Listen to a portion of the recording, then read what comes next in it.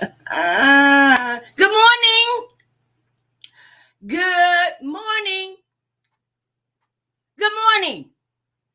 Good morning. Good morning. Good morning to you. Good morning. Good morning. And how do you do? That's right. My God woke me up this morning, told me to rise because, Edwina, there's something I want you to do today. There's someone I want you to touch today.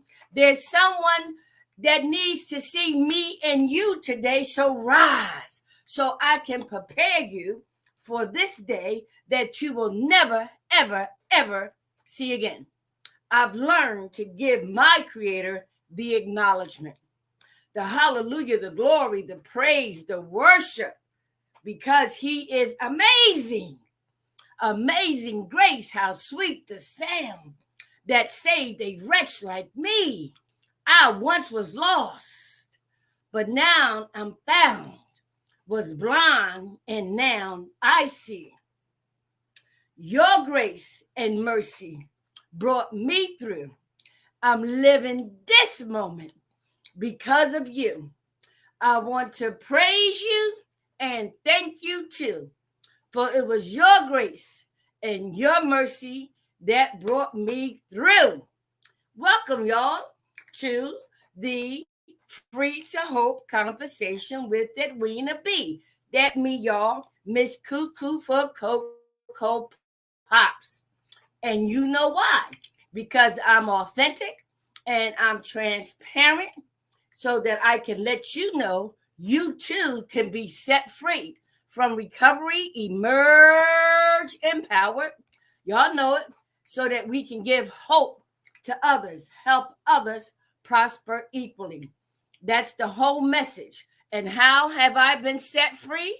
By learning, utilizing, applying, practicing 12 spiritual principles, tools, and resources that creates an unlimited amount of spiritual experiences, an unlimited amount of spiritual awakenings, and definitely an unlimited amount of spiritual breakthroughs. Don't you want more? I want everything my God has in store for me. Why? Because I didn't know about him 34 years ago underneath that parked car. But I cried out, whoever they say you are, take me out this life now or show me a better way. So, good morning, you all. How are you doing today? How was your day yesterday? Did you tell someone you loved them yesterday? Did you check on somebody yesterday? Did you right a wrong that you've been holding on for many years yesterday? Well, if you didn't, guess what? We are here today and we will be given another opportunity. Not a second, but another opportunity to get it right. Okay? So let's talk about the couple of messages I have before I get into our topic. So, you know that Don Thomas and his wife, Lyric, and their daughter, Legacy, will be here this week. Oh, Lord. Oh, if y'all see my house and me trying to get ready for them to move in, y'all would say, Edwina, what is wrong with you? No, that's the wrong question. The question should be, Edwina, what happened to you? Why do you wait till the last minute to put things together? You know they were coming. You know they were coming last month, right? And Edwina, you just procrastinated, and now they'll be here this week, and you have all this maneuvering to do. Okay, so that lets you know I am still practicing these 12 spiritual principles and tools and resources so I can try my best to get it right again. See, I've learned that each experience that I encounter, we should learn from. I should learn from. But there's some things that I just am lazy and I procrastinate. And I recognize that that is a character defect in me. So to thy own self be true. All right. So one of the things that I've learned in my spiritual program is not to beat myself up. That's why I go to my meetings every day. That's why I acknowledge my God every day and all day. That's why I be of service to others. That's why I use the 5 agreements by the Louise family. Be impeccable with your word. Don't take anything personal. Don't make any assumptions. Always do your best. And the 5th one, be skeptical, but learn to listen. All right. So the other announcement I want to make is that, I've been attending my 12-step meeting at the 1212 Clubhouse at 2700 Washington Street for 38 years. And just recently we moved, 34 years. But it's been at the clubhouse for 38 years. And so we have moved to the Legacy Center at 501 West 28th Street, Wilmington, Delaware.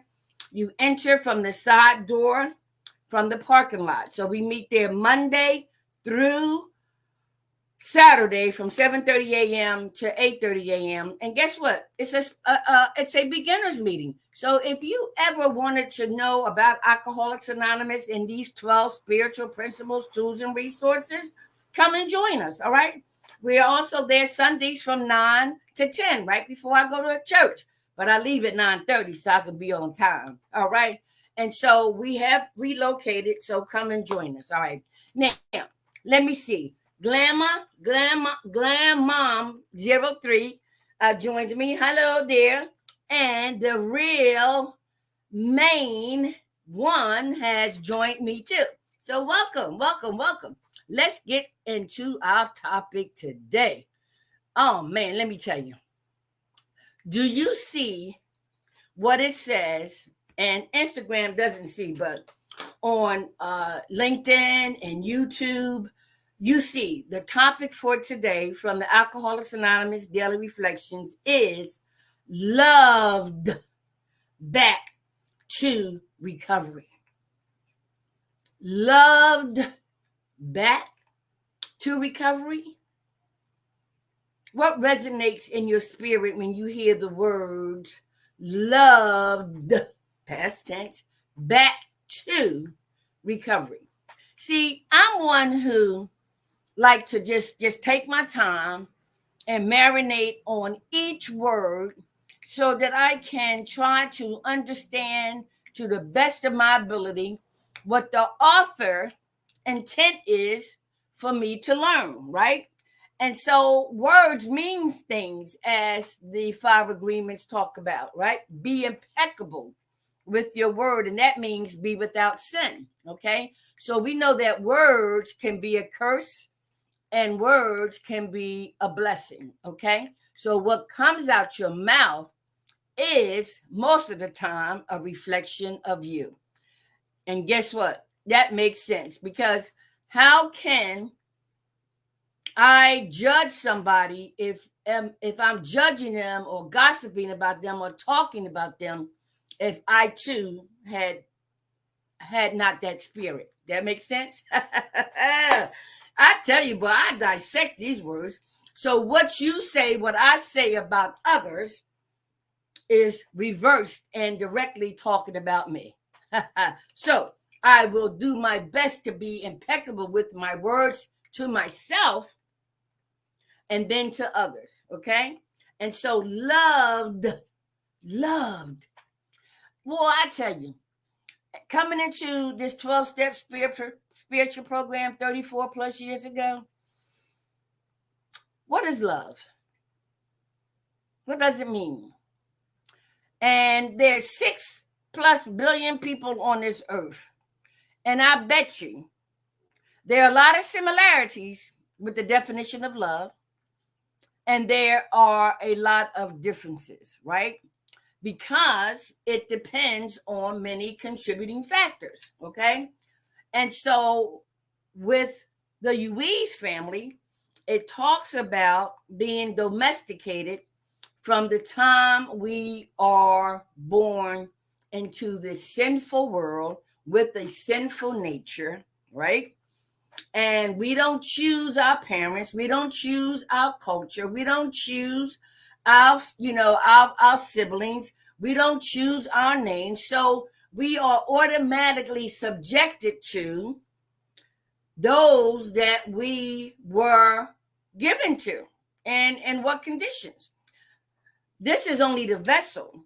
It's the spirit that our creator has given us in this body. Okay. So for me, learning about love at 68, soon to be 69, is evolving to the point where now, these 34 plus years, I have a better understanding about love.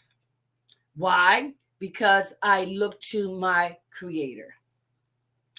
I look to the Trinity. I look to the scriptures, right? And it tells me, he shows me what love is.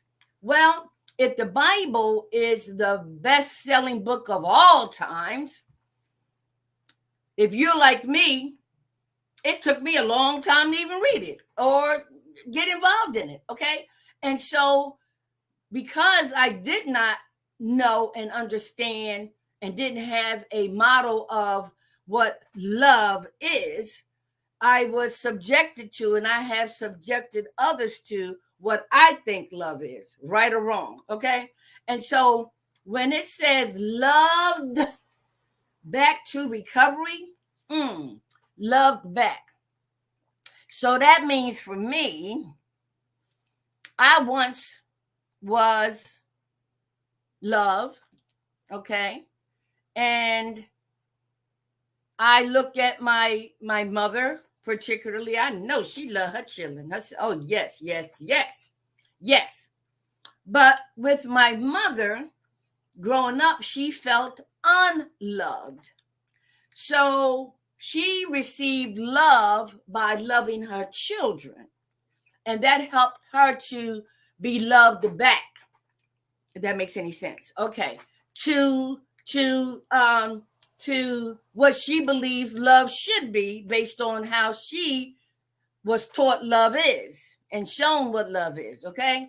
So now that I've been in recovery for 34 plus years, I've learned what it means to be loved back to recovery. So that's our topic for today. So let's see what we have to share with you all. Okay. Now, if I don't make sense, that's okay.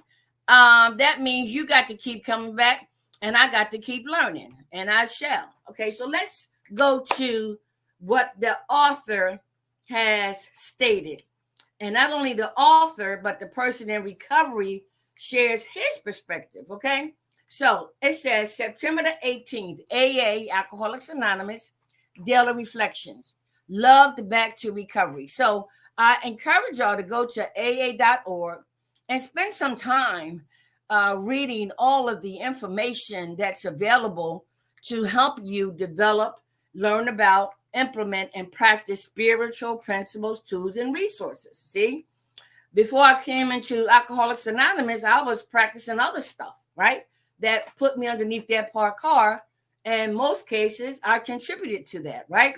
But hell to the no, no, no, no. I ain't giving nobody and nothing that much power to remove me where God has placed me. All right, so the co-founder, Bill W., Dr. Bob, and others, right, took a quote from the Best of the Grapevine. It's our Grapevine like magazine from Value 1, page 198. Okay. And I suggest that you look online to read the entire reading so you can get the entire meaning of the article. But they took this quote out, and let's decipher this baby, okay? It says, our whole treasured philosophy of self-sufficiency had to be cast aside. This had not been done with old-fashioned willpower. It was instead a matter of developing the willingness to accept these new facts of living. We neither ran nor fought, but except we did. And then we were free. Again, from the Best of the Grapevine, Volume 1, page 198. Now, the person in recovery shares their perspective. They state, I can be free of my old enslaving self. After a while, I recognize and believe in the good within me, within myself. I see that I have been loved back to recovery by my higher power. Oh God, I try not to get so sensitive, but these words just hit me. They just hit me. Okay. Woo. I see that I have been loved back to recovery by my higher power who envelops me. My higher power becomes that source of love and strength that is performing a continuing miracle in me. I am sober and I am grateful. Listen, so when words hit me like it just did, I get filled with joyfulness. I get filled with gratitude. I get filled with awesomeness, like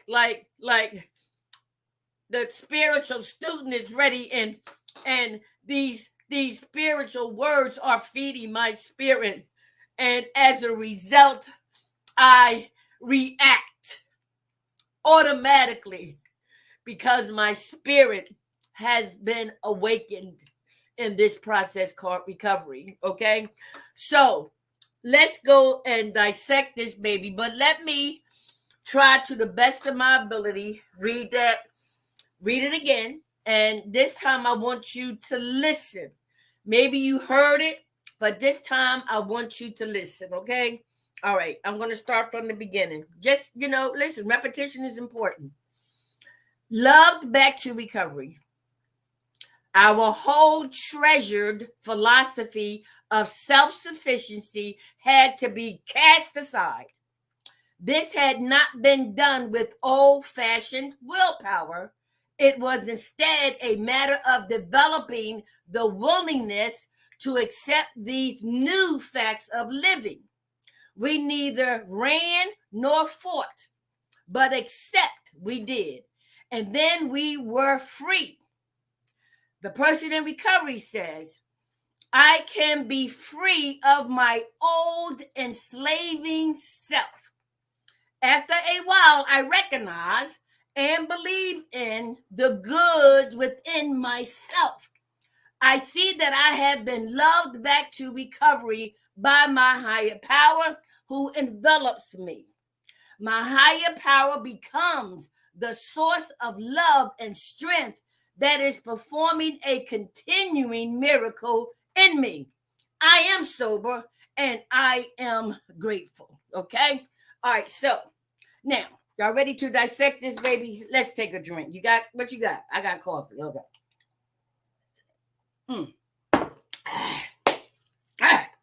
Lord, I love you.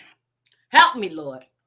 Our whole treasured philosophy of self-sufficiency had to be cast aside. Now, our whole treasured philosophy of self-sufficiency had to be cast aside. Okay, so let's talk about that. Let's talk about self-will. How many of you, like me, were convinced that we know what's good for us? that we know how strong we are, and we know what needs to be done to make us happy, right? And our self-will, our philosophy, our treasured philosophy, right? The way we think, the way we act, we treasured the me, the you. I am. Right?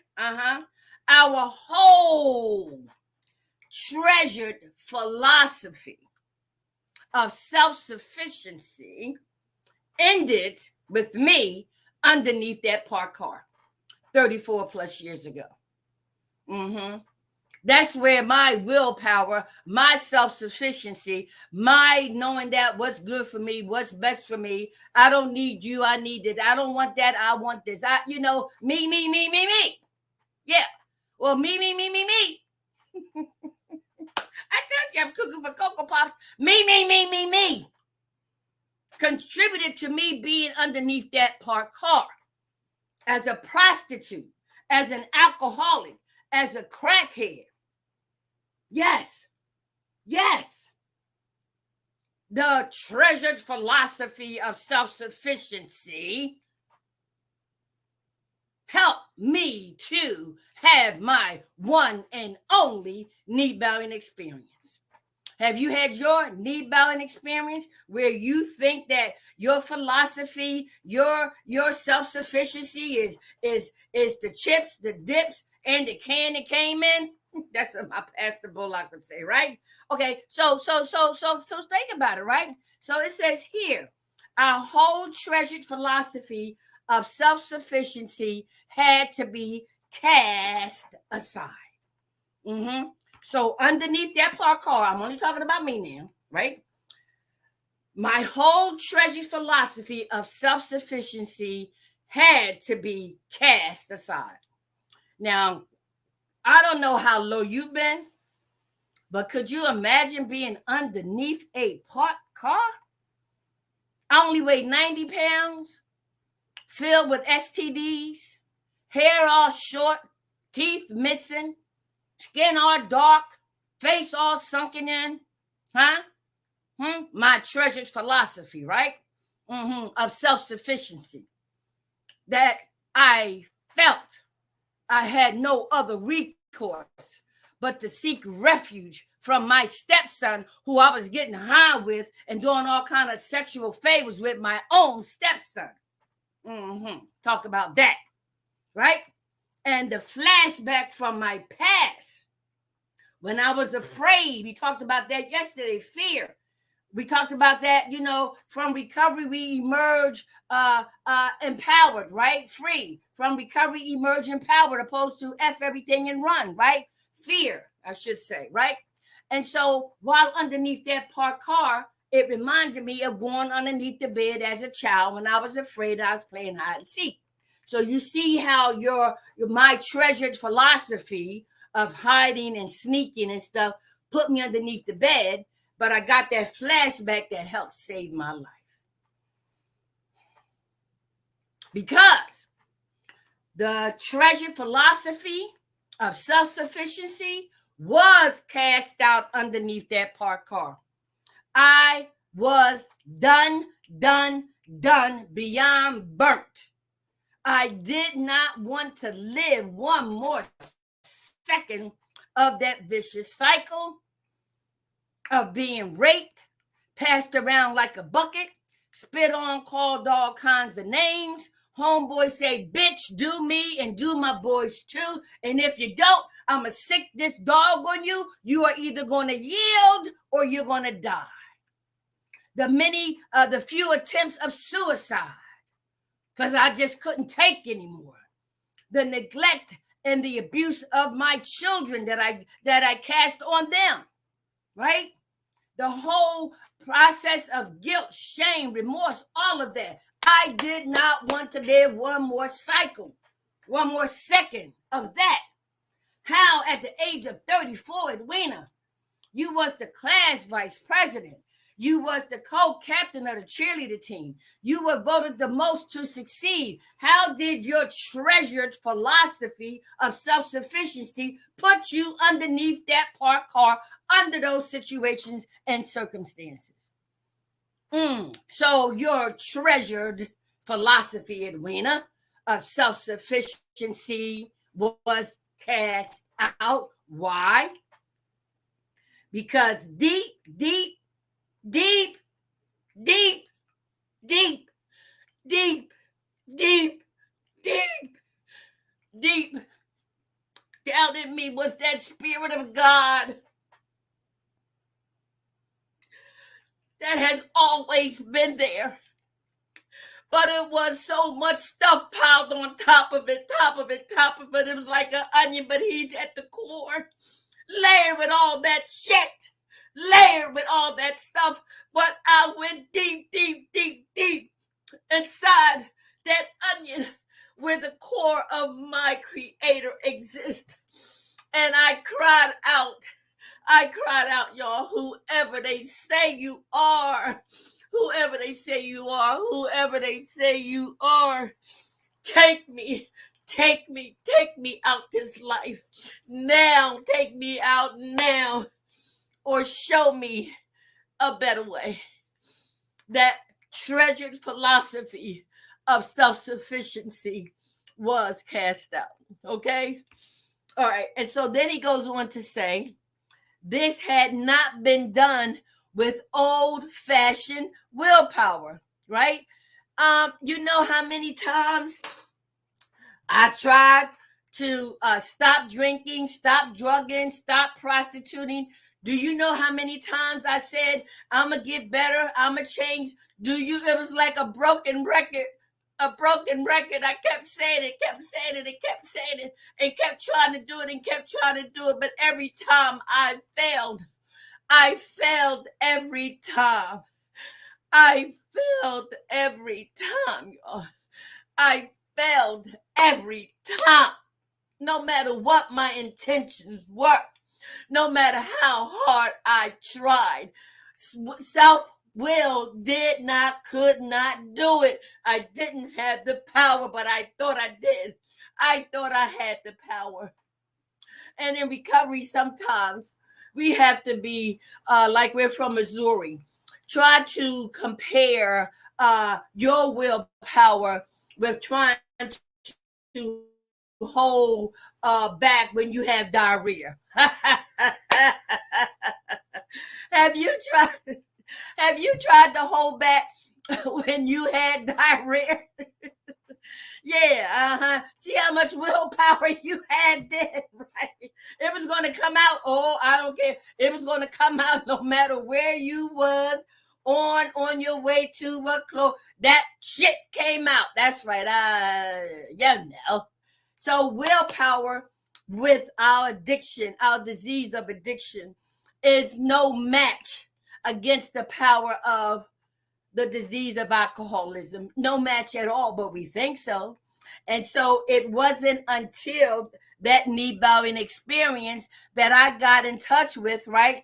This had not been done with old-fashioned willpower. It was instead a matter of developing the willingness to accept these new facts of living. Oh my God. Oh my God. You know,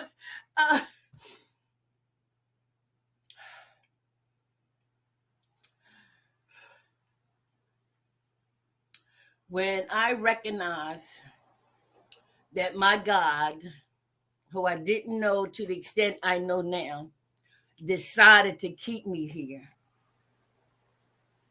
and the old treasured philosophy of self-sufficiency was cast out because I cried out for help, and that spirit within me began to illuminate brighter and brighter and brighter until such time I was one willing participant.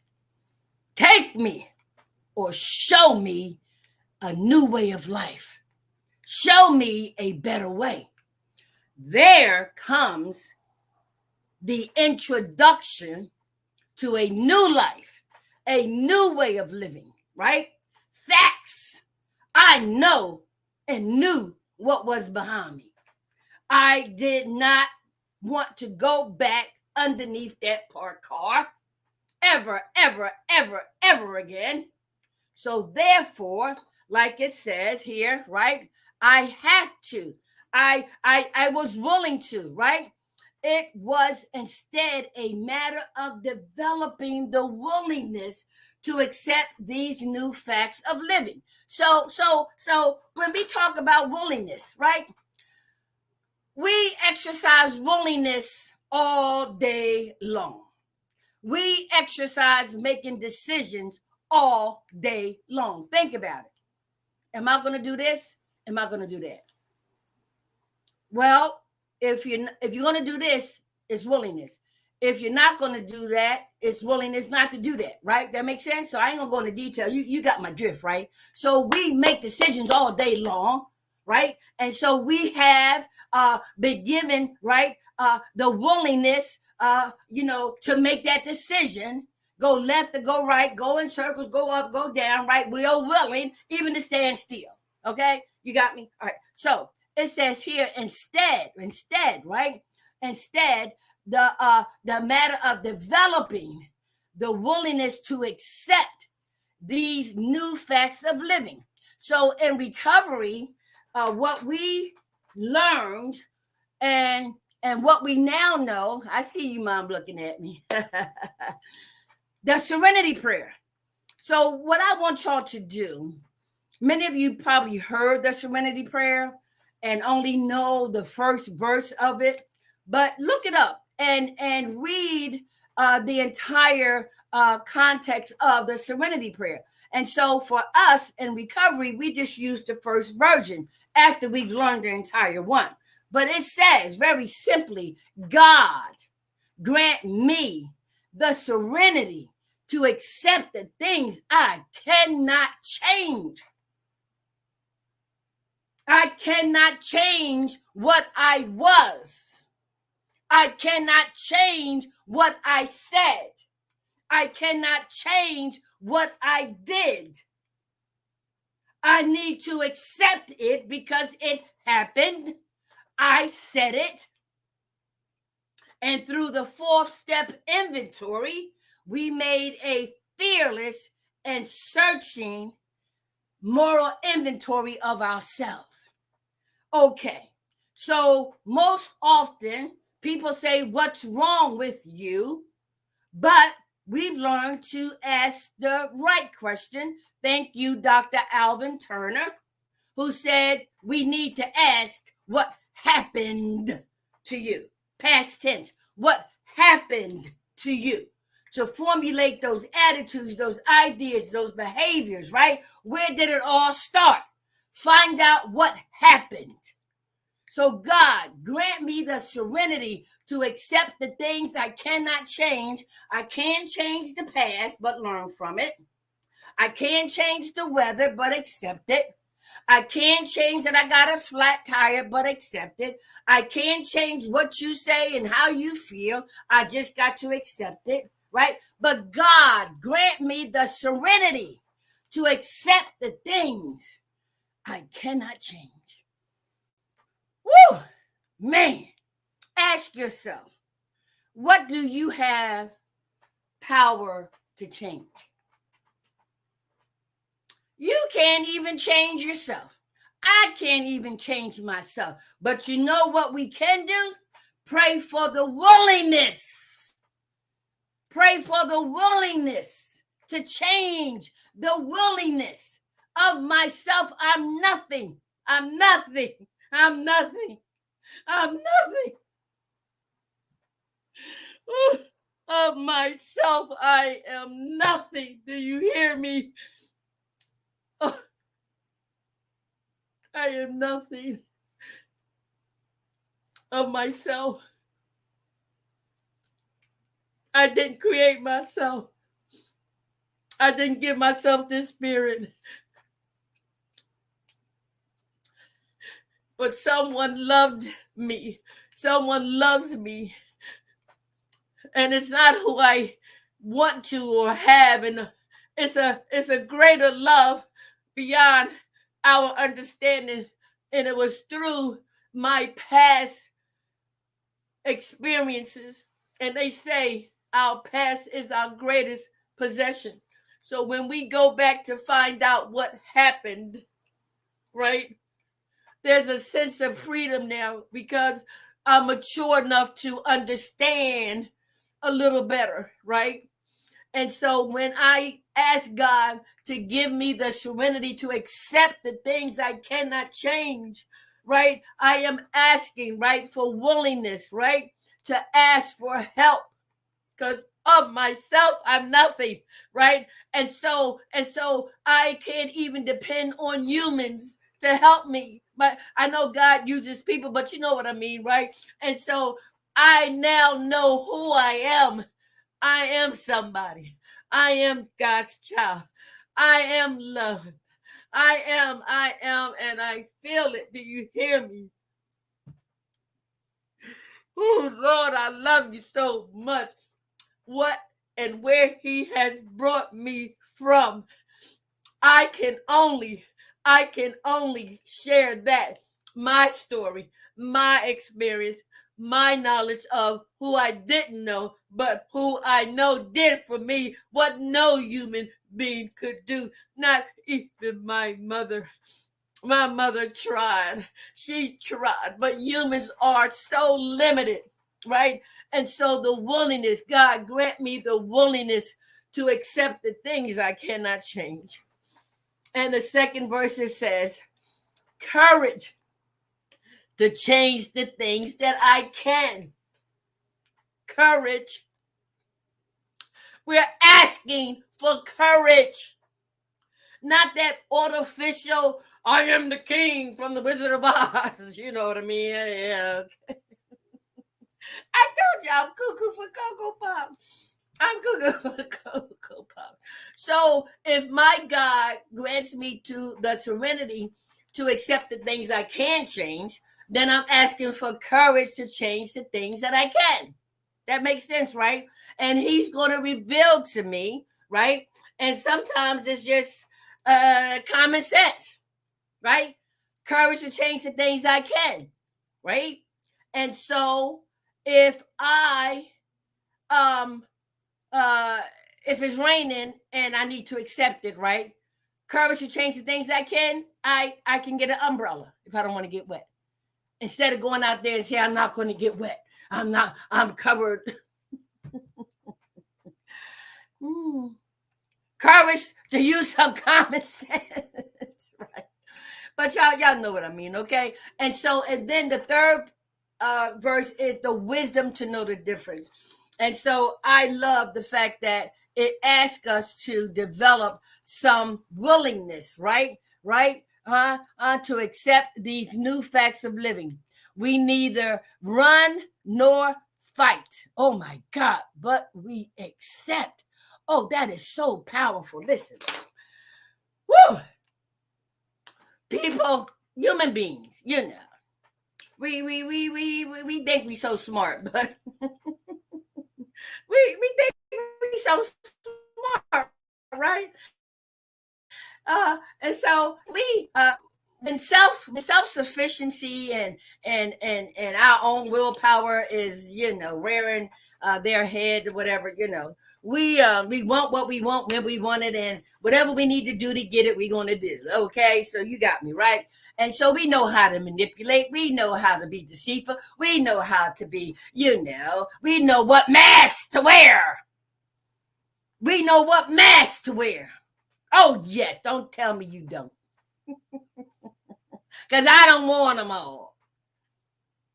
So I know you know, I know you know. I know you know, I know. AJ Harding talked about, the spirit of discernment, right? Guess what? Listen, he broke it down.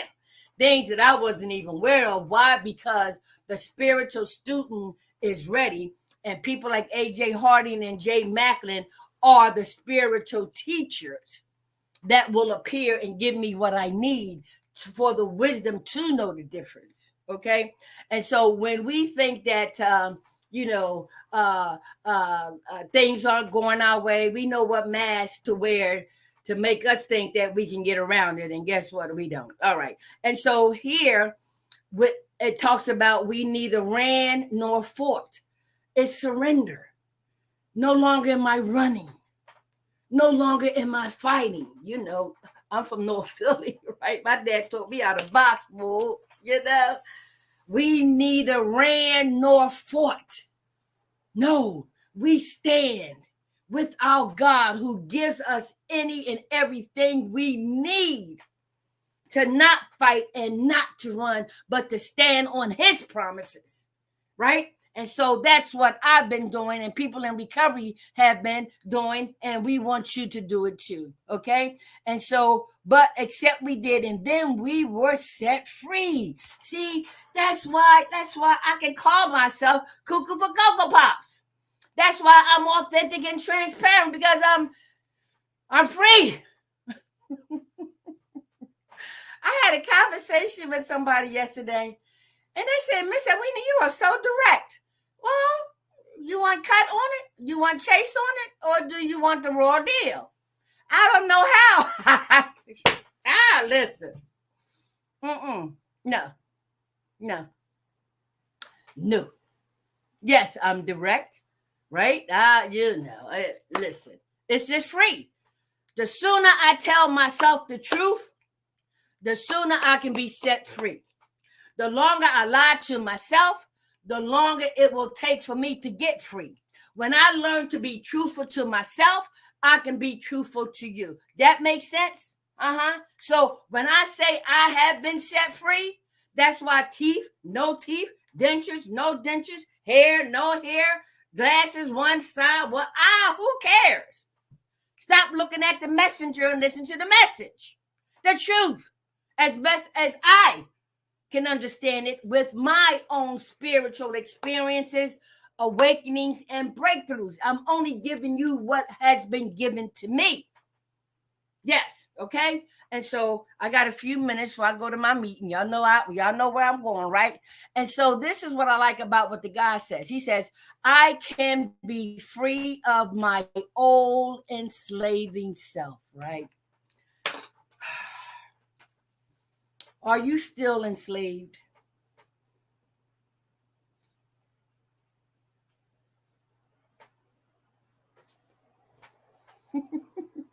Are you still enslaved?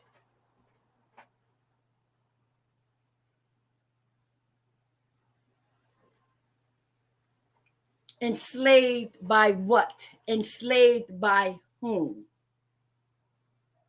First, you have to admit that we are still in bondage in some areas of our lives. We are still enslaved in some areas of our lives. And to some extent, we will be until we get to the other side. However, these spiritual principles, tools, and resources are available for you, just like they were available for me, so that I can be set free, right? And so it says here, I can be free of my old enslaving self.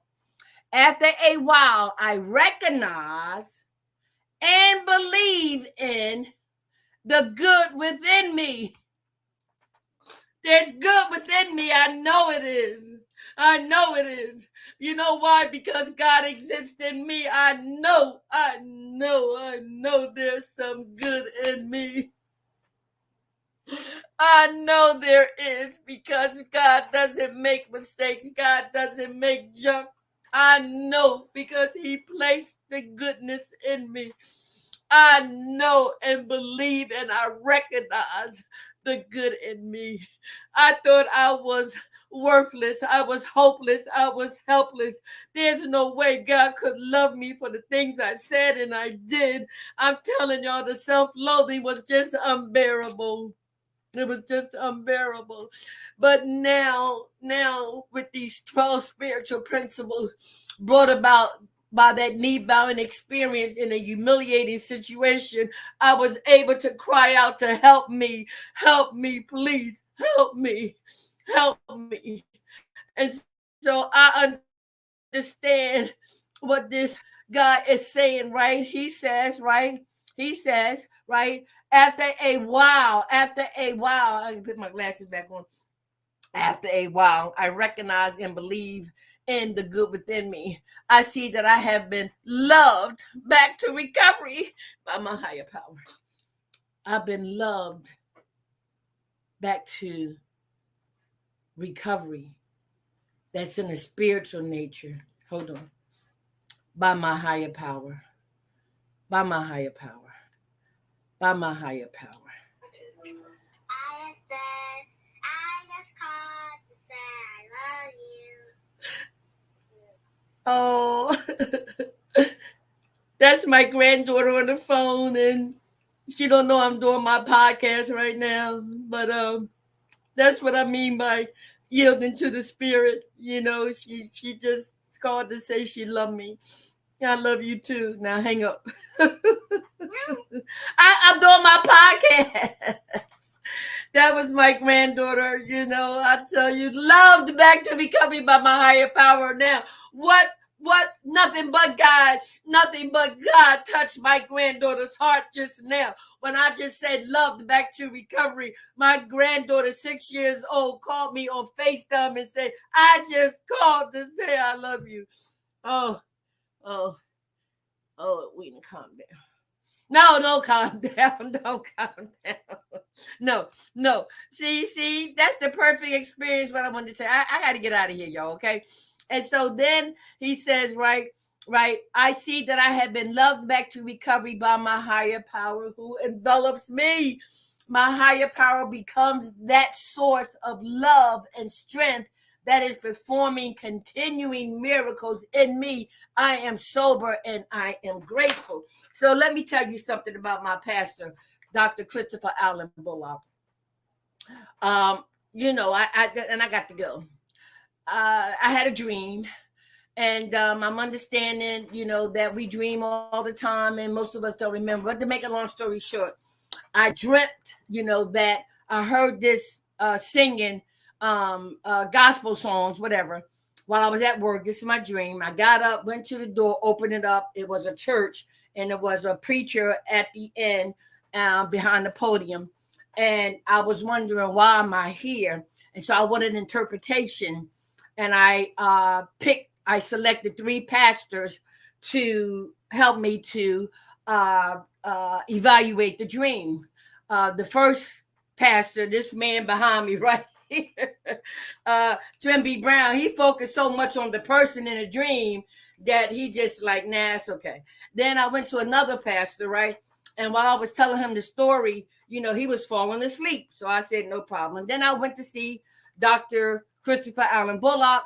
And I said what the dream was. He asked me a couple of questions. And this is what he said to me, which is why I've been a member of Canaan Baptist Church for 19 years of their 20 years in existence.